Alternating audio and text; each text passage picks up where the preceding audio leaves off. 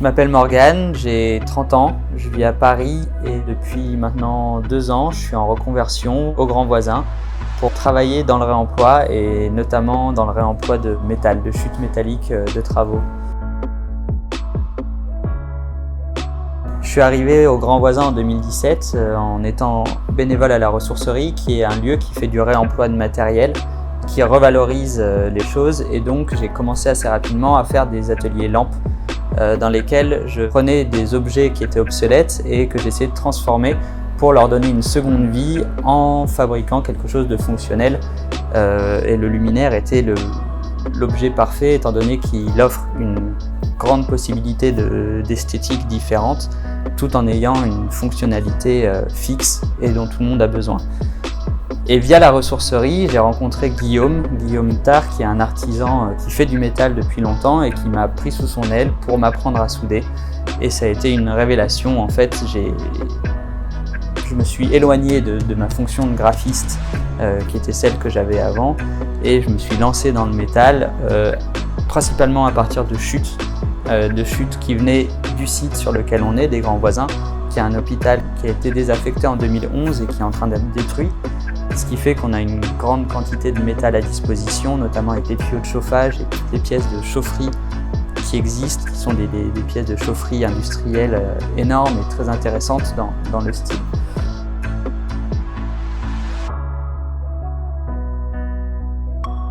Avant d'arriver ici, j'ai fait un master en direction de communication que j'ai orienté à partir de ma licence vers le graphisme éco-responsable.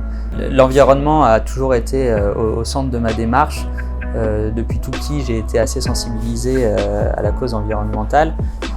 Et le fait de venir travailler ici sur du déchet concret était un peu l'aboutissement de la démarche que j'avais initiée déjà dans ma pratique du graphisme, où là c'était plus limiter le bilan carbone de mon activité. Là, en plus de limiter le bilan carbone dans mon activité, ça me permet de donner une seconde vie à tous ces matériaux qui partent à la poubelle en fait. Donc j'ai 3 activités différentes sur le site des Grands Voisins. Une avec la ressourcerie qui est sur du réemploi de matériel à partir des dons qui sont apportés et qui sont inutilisables comme je disais tout à l'heure. La partie métal et bois qui est avec les chutes de l'atelier où on travaille sur de la création de pièces uniques. Et ce qui est hyper intéressant, c'est que chaque pièce en fait est pensée en fonction de ce qu'on va trouver, des pièces qui sont disponibles à l'atelier, des chutes qui sont à disposition. Et donc c'est très rarement des créations qui sont prévues à la base. En fait, on travaille sans plan, on travaille vraiment à partir de ce qu'on trouve et on construit, l'imagination se construit en même temps que la pièce. Et la 3e activité que j'ai, c'est chez Studio, qui est une association qui fait de la recherche en réemploi, de la recherche en valorisation à partir des déchets qu'ils trouvent sur le site. Donc là, en ce moment, on travaille sur de la céramique à partir de marcs de café et de terre de chantier. Et donc, c'est un processus qui est totalement différent dans le sens où ça passe par la création d'un moule, c'est de la céramique de coulée. Donc c'est un processus qui prend beaucoup plus de temps, qui est reproductible. Et ces 3 activités, au final, sont toujours dans le réemploi, dans la revalorisation de déchets, mais avec des démarches qui sont totalement différentes dans leur temporalité et dans leur finalité. Du coup, si j'avais un conseil à donner aux personnes qui veulent se lancer dans une activité comme ça, c'est vraiment de faire ce qui leur plaît, de trouver la chose pour laquelle ils sont passionnés et de s'y mettre à fond. Il faut savoir réussir à s'entourer de personnes compétentes, qui soient agréables et avec qui en fait on s'entende bien pour qu'il y ait une transmission de savoir.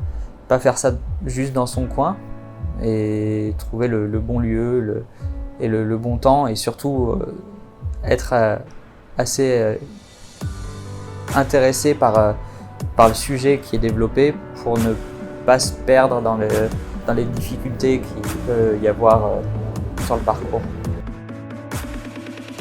Si vous êtes intéressé par le réemploi ou par le do-it-yourself, vous pouvez contacté la ressourcerie créative dans le 14e arrondissement qui propose régulièrement des activités et des ateliers créatifs, ou Studio, STU plus loin DIO, qui proposera bientôt à la Réserve des Arts de nouveaux ateliers pour justement s'initier à cette pratique de la création qui passe par la réutilisation de déchets et du coup la réduction de la masse de déchets créés au quotidien.